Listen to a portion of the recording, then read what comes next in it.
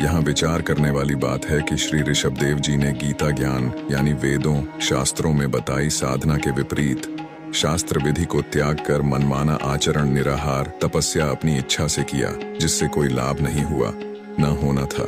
क्योंकि उपरोक्त गीता शास्त्र के उल्लेख से स्पष्ट हो जाता है कि इक्ष्वाकु वंशी नाभिराज तक वेदों यानी गीता वाले ज्ञानानुसार पूजा की जाती थी, लेकिन उसके पुत्र ऋषभदेव जी से शास्त्र विरुद्ध मनमाना आचरण प्रारंभ हुआ।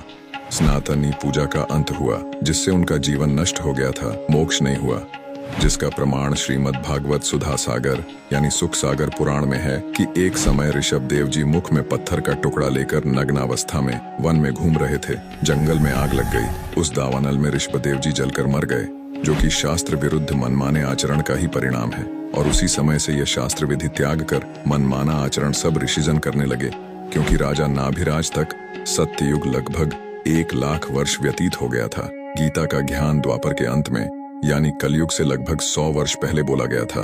गणित की रीति से देखें तो नाभिराज के बाद यह गीता का ज्ञान 37,87,900 वर्ष बाद बोला गया।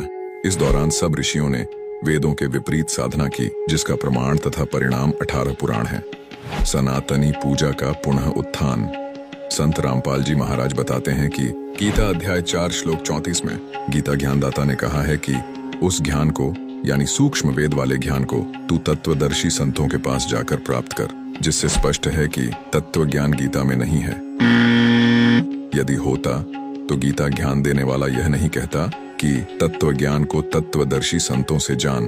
तत्वदर्शी संत के अभाव में मानव समाज मनमाना आचरण करके अपना मानव जीवन नष्ट कर रहा है, क्योंकि जब गीता अनुसार तत्वदर्शी संत मिल जाता है तो वह संपूर्ण अध्यात्म ज्ञान बताता है, जिसको सुन समझकर बुद्धिमान मानव अपनी साधना शास्त्रों के अनुसार करता है, जीवन धन्य कर लेता है, एक मानव धर्म बन जाता है।